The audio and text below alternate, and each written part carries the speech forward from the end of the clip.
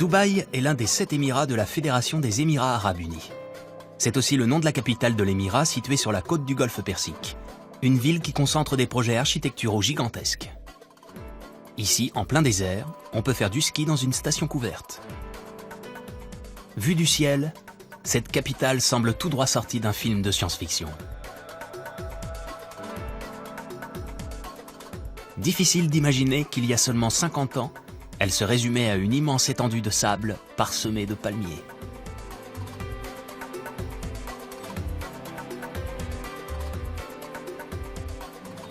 Dubaï est aujourd'hui une mégapole du monde arabe qui mise sur le commerce et le tourisme international. En moins de 20 ans, le nombre de visiteurs est passé de 600 000 à plus de 10 millions.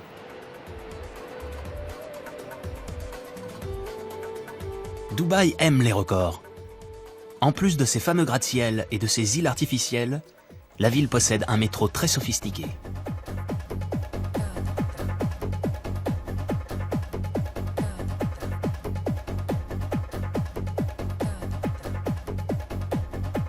Inauguré en 2009, c'est le premier métro de cette région du Golfe.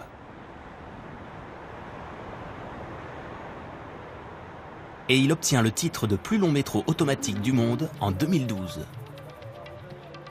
Son réseau essentiellement aérien permet aux voyageurs d'apprécier le panorama, même depuis la cabine sans conducteur.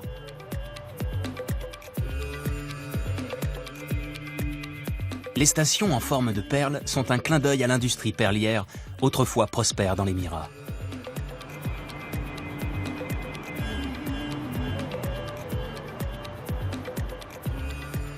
L'intérieur évoque les 4 éléments, la terre, le feu, l'air et l'eau. Cette dernière est symbolisée par ce lustre surnommé la Méduse.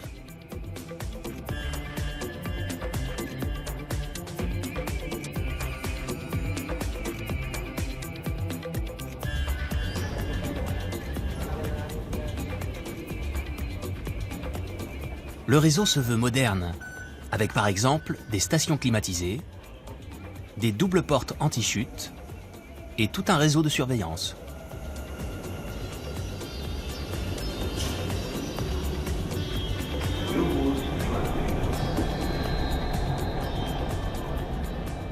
C'est un point de vue unique sur les monuments de la ville.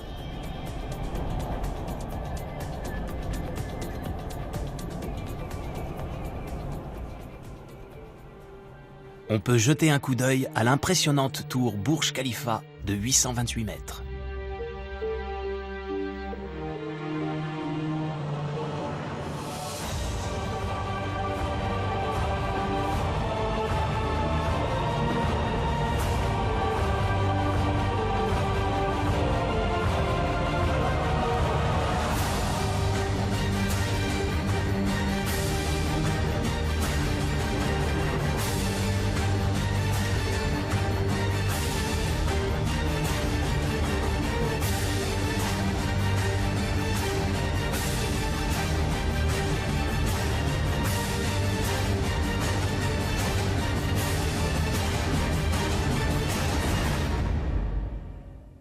C'est la plus haute tour du monde.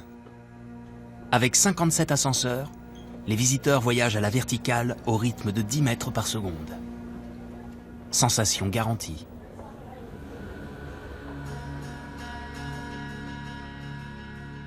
En contrebas, les autres gratte-ciel et la cité paraissent minuscules.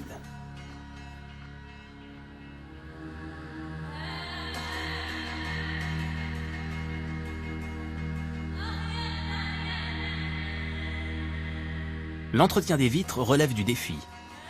En temps normal, il faut compter 3 à 4 mois aux équipes de maintenance pour nettoyer l'ensemble du bâtiment.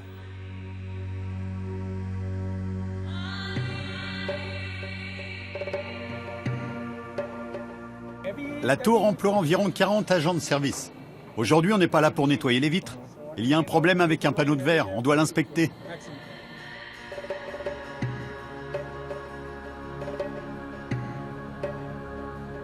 Le building emploie également des photographes professionnels pour immortaliser la visite. Des guides sont aussi là pour expliquer le fonctionnement des écrans. Les écrans proposent plusieurs vues en plus de celles qu'on a sous les yeux. Une vue de nuit, une vue par temps clair, ce qui est très pratique car la ville est souvent embrumée, et une vue de la ville telle qu'elle était en l'an 2000. Aussi incroyable que cela puisse paraître, cette forêt de gratte-ciel n'était qu'un désert il y a encore une dizaine d'années.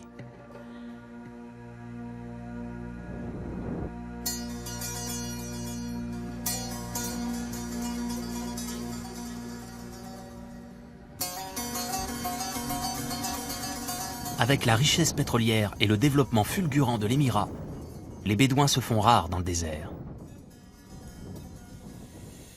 Aujourd'hui, on ne sillonne plus les dunes à dos de dromadaire, mais à bord de 4x4.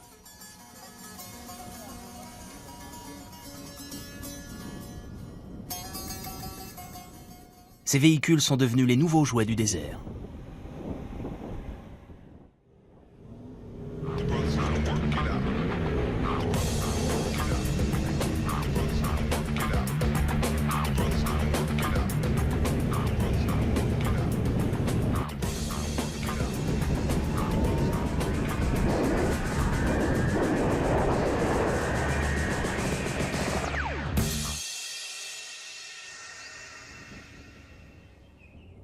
Plusieurs éléments font partie des caractéristiques traditionnelles de la région.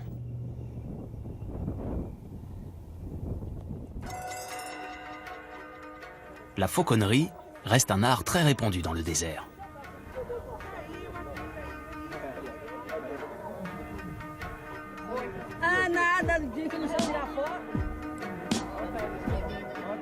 Le dromadaire est toujours présent et sert plus d'attraction que de moyens de locomotion.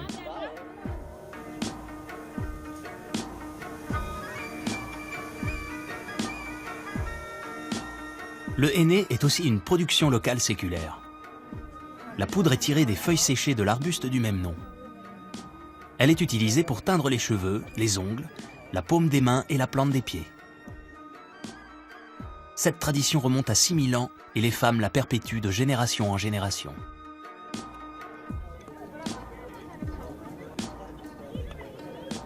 Le sable en bouteille est un produit beaucoup plus récent.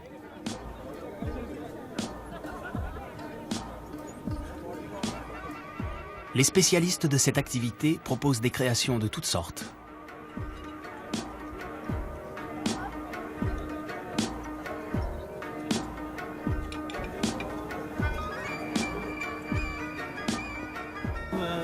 Ce n'est pas difficile, j'ai appris en 6 mois. Et je suis de plus en plus rapide.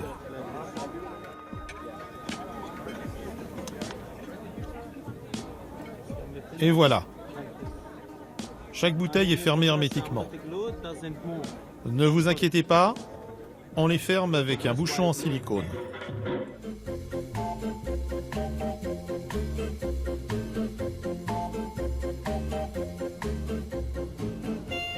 En ville, les souks se situent dans les quartiers de Deira et Bour Dubaï, de chaque côté de la crique de Dubaï. C'est le centre marchand de la métropole. Les souks aux épices et du textile sont les plus traditionnels et les plus connus. Mais on y trouve aussi un souk de l'électronique. Ces marchés sont ouverts en général le matin et le soir, aux heures les plus fraîches.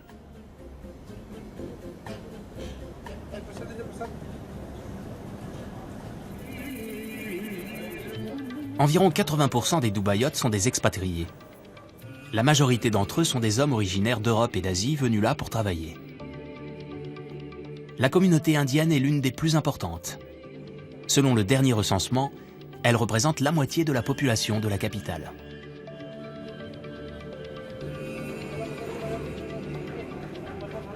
Les marchands indiens, pakistanais ou iraniens des souks reflètent le cosmopolitisme de Dubaï.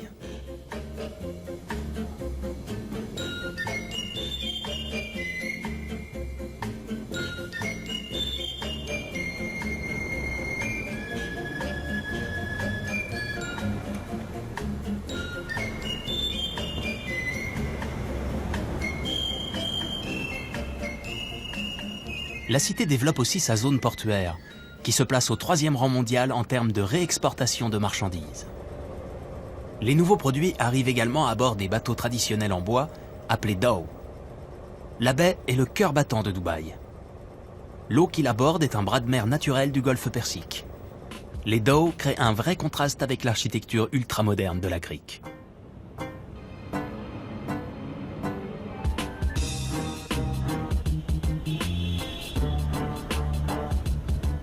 Le port accueille des bateaux en provenance des 4 coins de l'océan Indien, qui apportent des tissus, des épices, des fruits, et repartent chargés, entre autres, de produits électroniques et de nourriture. Il faut compter moins de 2 jours pour gagner l'Iran, et au moins 5 jours pour le Pakistan. Le port de Dubaï est un véritable carrefour commercial régional. Il concentre à lui seul 70% des importations et 85% des exportations de la Fédération des Émirats Arabes Unis. En parallèle des tunnels et des ponts, les navettes maritimes, ou Abra, sont le moyen de transport le plus rapide pour relier les quartiers de Bourg Dubaï et Deira.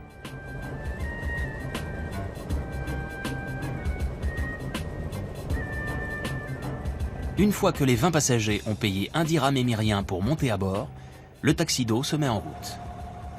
Certains s'en vont en direction de Bastakia.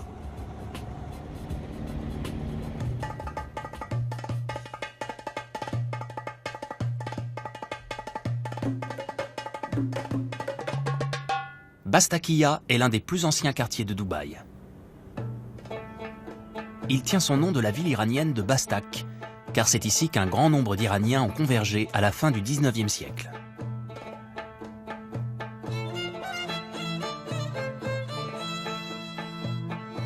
Des badjirs, ou tours du vent, surplombent les maisons. Cet ingénieux système perse de ventilation naturelle est l'ancêtre de l'air conditionné. Quasiment toutes les habitations en sont pourvues.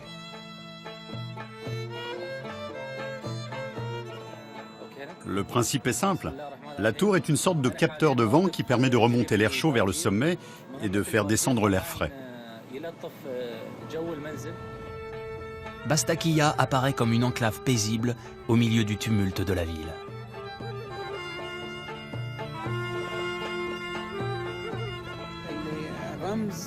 L'animation de la ville ne nous dérange pas. C'est le prix à payer pour le progrès. Et personne n'a envie de revenir en arrière.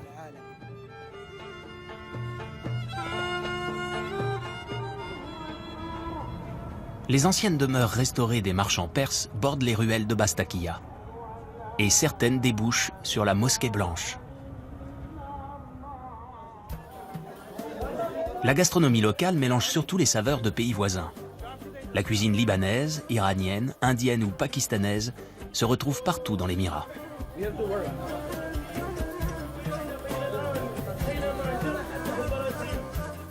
C'est à Dubaï que le football fait sa première apparition aux Émirats Arabes Unis au début du XXe siècle.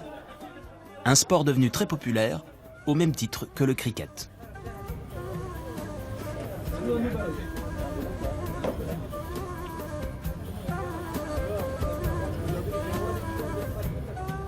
Comme le narguilé, le hookah, au tuyau un peu plus long, est une pipe à eau très répandue au Moyen-Orient.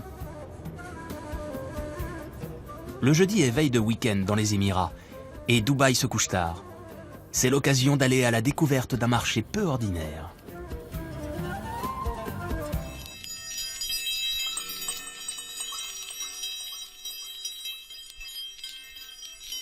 Le souk de l'or.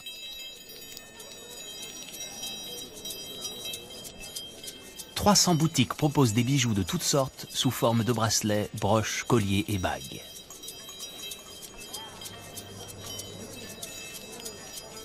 C'est ici qu'est exposée la plus grosse bague en or du monde. 55 ouvriers ont travaillé 10 heures par jour pendant 1 mois et demi pour la créer. Inscrite au livre des records, elle pèse 64 kg pour un diamètre de 2,20 m.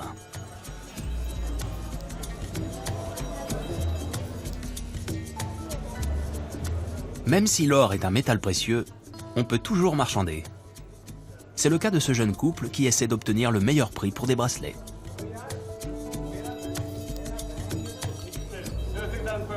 J'ai réussi à lui faire baisser un peu le prix. Je suis content.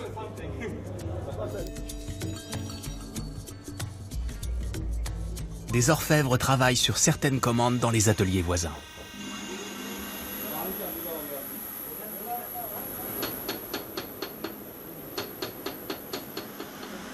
La fabrication d'une bague en or peut prendre du temps, selon la complexité du modèle.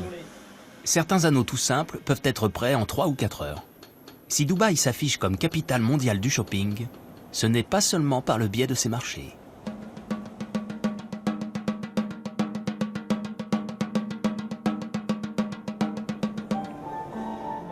Le Dubai Mall est l'un des plus grands centres commerciaux du monde.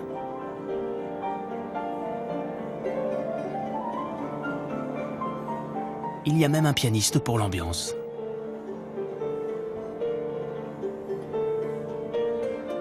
Ce temple de la consommation englobe 1200 boutiques.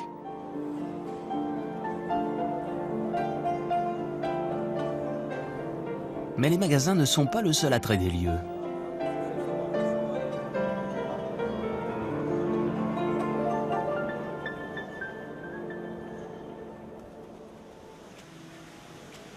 On y trouve une cascade de 24 mètres de haut.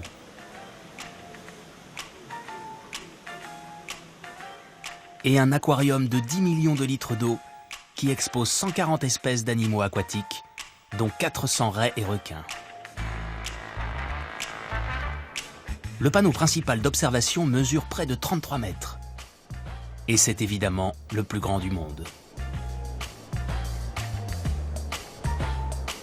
Les amateurs de glisse, quant à eux, peuvent s'exercer sur la patinoire.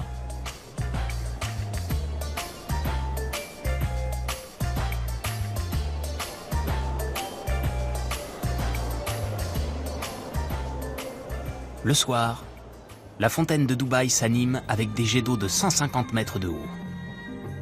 Un spectacle visible à 30 km à la ronde.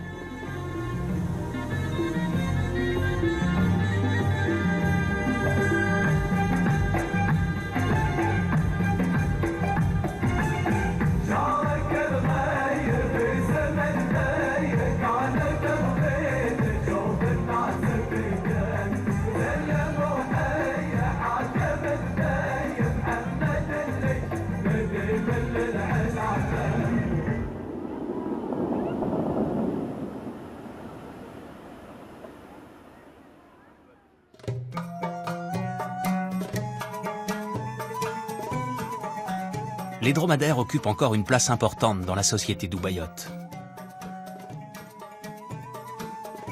D'ailleurs, un laboratoire local a annoncé en 2009 la naissance du premier dromadaire cloné.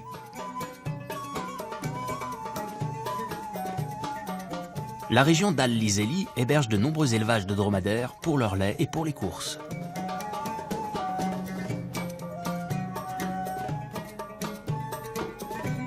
Les camélidés participent aussi à des concours de beauté.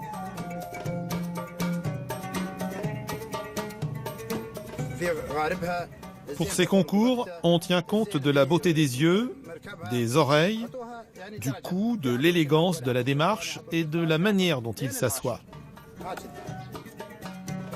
Les heureux propriétaires des gagnants remportent en général des prix d'une centaine de milliers d'euros.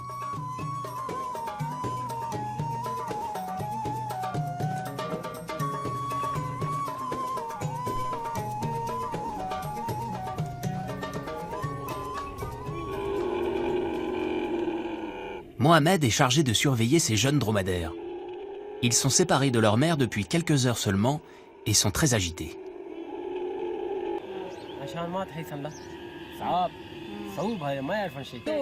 Ça va être dur au début, mais ils vont s'habituer. Ils n'ont pas le choix.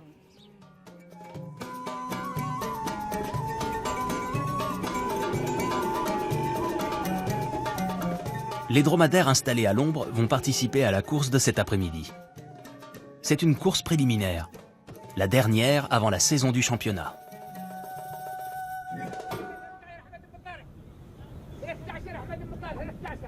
Des robots télécommandés équipés d'une cravache servent de jockey. Ces robots sont apparus en 2005, suite à l'interdiction d'engager des enfants de moins de 18 ans dans les courses. Les Émirats et l'UNICEF notamment ont mis en place un programme pour enrayer la traite et le travail des enfants dans la région. Les enfants jockeys, souvent originaires du Pakistan, du Bangladesh, de la Mauritanie ou du Soudan, sont maintenant remplacés par ces cavaliers mécaniques.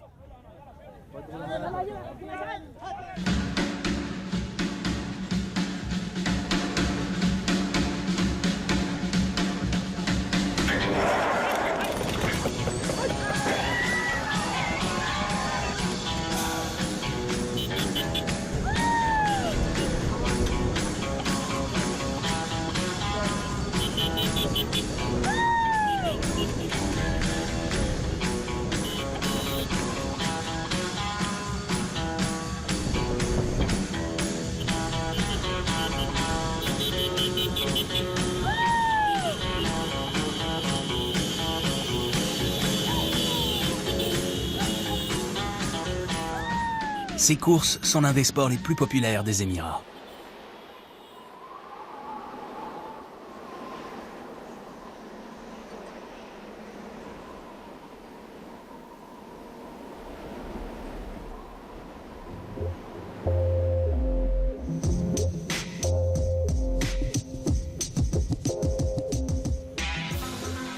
Une des fiertés de Dubaï est sa capacité à faire pousser de l'herbe, des fleurs ornementales et des arbres en plein désert.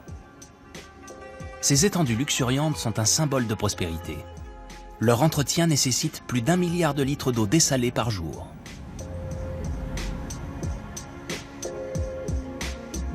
Les jardiniers qui s'en occupent sont souvent originaires d'Asie du Sud-Est. C'est à cette large main-d'œuvre étrangère venue d'Inde, du Pakistan ou des Philippines que Dubaï doit la réalisation de ses ambitions insensées.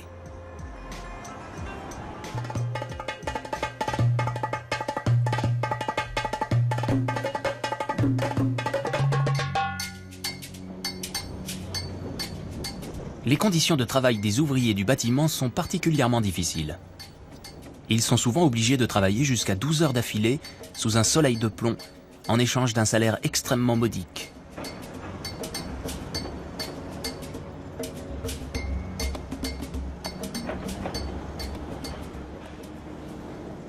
Les réserves pétrolières de Dubaï diminuent.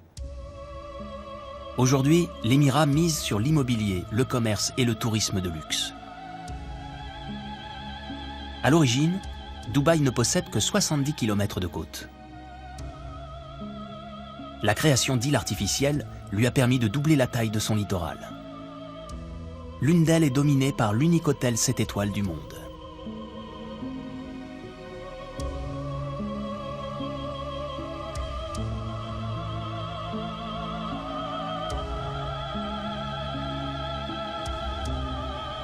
Ici, les structures rivalisent de faste.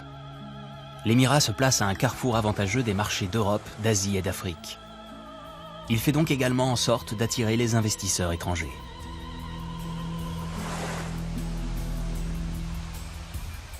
L'Émirat repousse le désert et affiche fièrement ses ambitions. Capitale de la démesure et du gigantisme, Dubaï ne cesse de pulvériser ses propres records pour tenter de devenir la première destination mondiale du tourisme de luxe. Les projets de développement s'accumulent. Que ce soit pour le commerce, le sport ou les loisirs, Dubaï se veut international.